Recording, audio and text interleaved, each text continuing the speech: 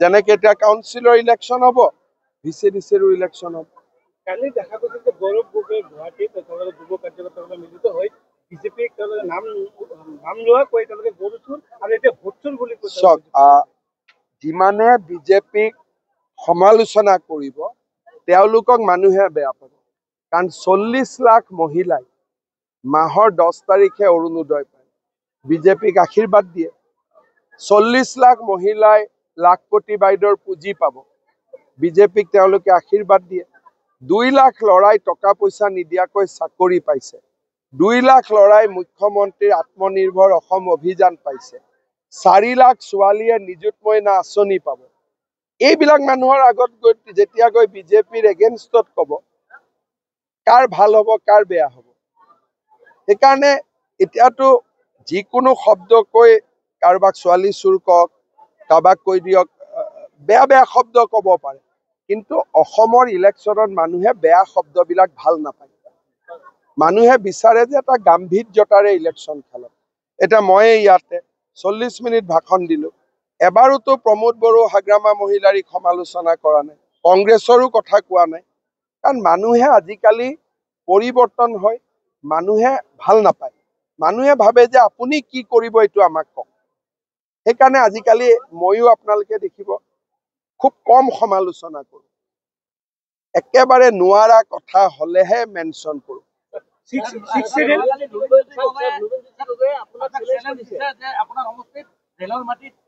চাওক, লুৰিণজ্যোতি গগৈয়ে মোৰ সমষ্টিত ক'ত মিয়া মুছলমান আছে দেখুৱাই দিয়ক। তেওঁ যদি কোনোবা বেলেগ মানুহৰ কথা কৈছে, এইটোত মই তেওঁৰ লগত একমত নহয়।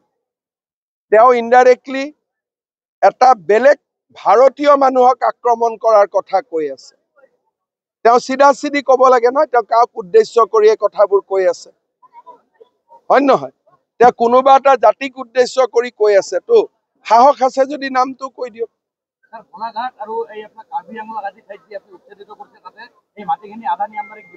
আদানী আম্বানী নহয়, গছ পুলি হ'ব। আদানীয়েও আহি গছ পুলি ৰুব পাৰে। আৰু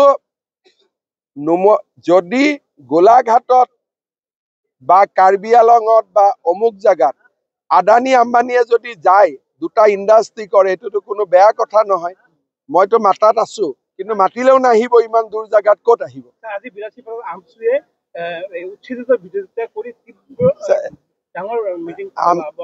আমচুৰ মিটিঙত মানুহ হ'ব পাৰে, কিবা হ'ব পাৰে, কিন্তু আমি যিটো কৰিম বুলি কৈছো কৰিমেই।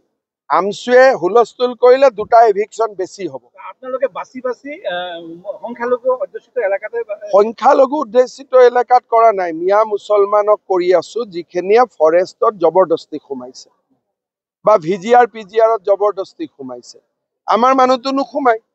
আমাৰ কৰবাত যদি বড়ো মানুহ আছে, মিচিং মানুহ আছে, তেওঁলোকেতো ফৰেষ্ট পাত্তা পাব যোগ্য, নন ট্ৰাইবেলেতো পাত্তা নাপায়। গতিকে ফৰেষ্টত নন ট্ৰাইবেল মানুহ কেনেকে সোমাব পাৰে, আমাৰ মিয়া মুছলমানসকল কেনেকে সোমাব পাৰে? তেওঁলোকৰ কাৰণেতো চৰত ইমান মাটি আমি দিয়ে থৈ দিছো। আমিতো চৰৰ মাটিত যোৱা নাই। চৰৰ মাটিততো আমাৰ বড়ো মানুহো যোৱা নাই, মিচিং মানুহো যোৱা নাই, অসমীয়াও যোৱা নাই, বঙালীও যোৱা নাই, বিহাৰীও যোৱা নাই। অসমৰ আধা মাটিতো তেওঁলোকৰ কাৰণে আছে চৰত। গতিকে তেওঁলোকে আকৌ চৰৰ পৰা শিৱসাগৰ যাব খোজে, যোৰহাট যাব খোজে, গোলাঘাট যাব খোজে, কেনেকে হ'ব? অসমীয়া মানুহ ক'ত থাকিব? আমচুৰ ৰেজাল্ট আজি কৈছে যে আপোনালোকে যিটো উচ্ছেদ কৰি আছে, উচ্ছেদৰ কাৰণে আপোনাৰ আইনৰ কাঠগড়াত থিয় কৰাব। হৈ যাম, কি অসুবিধা আছে? স্যাৰ বিজেপিৰ কমিটমেন্ট আছিল স্যাৰ, কাৰ জৰিয়তে হিন্দু বাংলাদেশী স্যাৰ নাগৰিকত্ব দিয়াটো, কিন্তু আসুৱে এতিয়া স্যাৰ প্ৰটেষ্ট কৰি আছে। চাওক, আসুৱে প্ৰটেষ্টটো কৰিছে, আসুৱে সুপ্ৰিম কোৰ্টত কেছো দিছে। গতিকে সিদ্ধান্তটো সুপ্ৰিম কোৰ্টে ল'ব।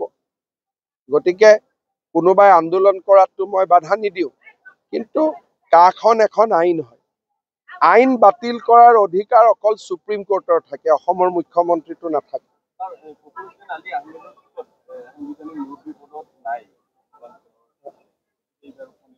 আমি এইবিলাকত ইণ্টাৰেষ্ট মই লোৱা নাই। মোৰ এতিয়া ইণ্টাৰেষ্ট এভিকশ্যনত আছে, অসমীয়া মানুহক যেনে তেনে ৰক্ষা কৰাত আছে। গতিকে মোৰ এতিয়া ইণ্টাৰেষ্টটো অলপ বেলেগ জেগাত আছে। নেশ্যনেল লেভেলত চৰ্চা হৈ আছে, ৰাহুল গান্ধী বিধিগতভাৱে নিৰ্বাচন আয়োগক অভিযোগ কৰিব লাগিছিল ভোট চুৰি সন্দৰ্ভত। চাওক, কিন্তু নকৰাৰ কাৰণে ৰাহুল গান্ধীক ক্ষমা খোজাৰ কাৰণে কৈছে। আপোনালোকে নিজেই জানে যে আমাৰ অসমত এখন চৰত হওক বিভিন্ন জেগাত মৰা মানুহৰ নাম দিটো ভোটাৰ লিষ্ট ভৰ্তি হৈ আছে, নিজৰ নাম নাকাটে, বিয়া হোৱা ছোৱালীৰ নামো ভোটাৰ লিষ্টত ৰাখি থৈ দিয়ে, আকৌ 100% তাত ভোটিঙো হয়।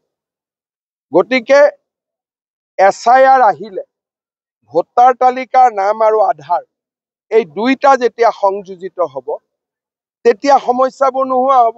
কিন্তু ৰাহুল গান্ধী আকৌ SIRৰ বিৰোধিতা কৰে। গতিকে তেওঁক কি লাগে তেওঁ নিজেও স্পষ্ট নহয়। তেওঁতো ইলেকশ্যন কমিশ্যনক গৈ ক'ব লাগে যে ভোটাৰ তালিকা সংশোধন কৰক, নামৰ লগত আধাৰ নম্বৰটো লগাই দিয়ক, যাতে দুটা মানুহে দুই জাগাত ভোট দিব নোৱাৰে। তেওঁৰ সেইটোত ইণ্টাৰেষ্ট নাই। তেওঁ খালি নিৰ্দিষ্ট মানুহ কিছুমানৰ নাম লৈ তেওঁ দেখুৱাই আছে। আৰু যদি তেনেকুৱাই ভোটাৰ লিষ্ট বেয়া, হিমাচলত তুমি কেনেকে জিকিলা, কৰ্ণাটকত তুমি কেনেকে জিকিলা, তেলেংগানাত কেনেকে জিকিলা, তুমি জিকিলে ভাল। ইমান দিন EVM কৰি চলিলে, এতিয়া EVMৰ গুলিটো নুফুটাৰ কাৰণে এতিয়া নতুন গুলি এটা লৈছে। আর হিন্দি में छोड़ दो। চাওক, BTCত উচ্ছেদটো ইমান সহজ নহয়, কাৰণ BTCত বহুত মানুহে মাটিৰ পট্টাই পোৱা নাই। প্ৰথমতে খিলঞ্জীয়া মানুহক মাটিটোতো দিব লাগিব 26টা জনগোষ্ঠী। এনেই যদি এভিকশ্যন কৰে তেতিয়াহ'লে আপুনিও এভিকশ্যন হৈ যাব। এতিয়া অসমত আমি কেতিয়া এভিকশ্যন কৰিছো? প্ৰথম বসুন্ধৰা আঁচনি আনি আমাৰ মানুহখিনিক মাটিৰ পট্টাত দি তাৰ পিছতহে উচ্ছেদ। এতিয়া যদি BTAD ডাইৰেক্টলি উচ্ছেদ কৰে তেতিয়াহ'লে দেখোন কোচ, কলিতা, ৰাভা, বড়ো, আমাৰ গোৰ্খা, হিন্দীভাষী, আদিবাসী, বঙালী চবেই এভিকশ্যন হৈ যাব। দোষ কি? কাৰণ মাটি এতিয়ালৈকে তেওঁলোকৰ বিচমুটুৱাৰী শেষেই হোৱা নাই। যেতিয়া প্ৰক্ৰিয়াটো শেষ হ'ব, সকলো মানুহে মাটিৰ অধিকাৰ পালে তেতিয়াহে আপুনি ক'ব পাৰিব যে এইখিনি মানুহক উচ্ছেদ কৰক। গতিকে BTADত প্ৰথম কাম হ'ল মানুহক পাট্টা দিয়া, দ্বিতীয় কাম এভিকশ্যন। অসমত পাট্টা দিয়া কামটো হৈ গ'ল কাৰণে আমি এভিকশ্যনত লাগিছো।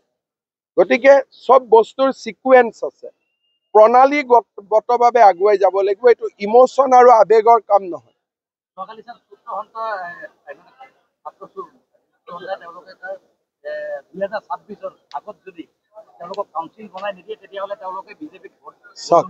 মই এটা কথা কৈছো যে কাউন্সিল বনালেও ভোট নিদিয়ে, কাউন্সিল নবনালেও ভোট নিদিয়ে, মানুহে ভাল পালেও ভোট দিব, ভাল নাপালে ভোট নিদিয়ে। কোনো দল সংগঠনৰ কথাত কোনেও কাকো ভোট নিদিয়ে। ভোটটো ব্যক্তিগত। মাকৰ ভোট বেলেগ, বাপেকৰ ভোট বেলেগ, ল'ৰাৰ ভোট বেলেগ, বোৱাৰীৰ ভোট বেলেগ। কিন্তু সূত্ৰধাৰ সমাজখন পিছপৰা, কাউন্সিল লাগে, তাত মই সমৰ্থন কৰো। কিন্তু এইটোৰ লগত ভোটৰ কোনো সম্পৰ্ক নাই। যিজন ল'ৰাই কৈ আছে ভোট নিদিয়ে, তেওঁৰ মাকে গৈ ভোট দি দিব, তেওঁ কেনেকে গম পাব? সেইকাৰণে ভোটটো ব্যক্তিগত বিষয়। মই নিজেও নাজানো মোৰ ল'ৰা ছোৱালী একেলগে গাড়ীত যাব, কাক ভোট দিছে ধৰিব নোৱাৰে, আৰু বাহিৰত ওলাই আহি চবকে ক'ব যে তোমাকে ভোট দিলো বুলি। সেইকাৰণে ভোটৰ কথা কোনেও কাকো দায়িত্ব ল'ব নোৱাৰে। যিবিলাক দল সংগঠনে কয় আমি ভোট নিদিওঁ, আমি কৰো, তেনেকে নহয়।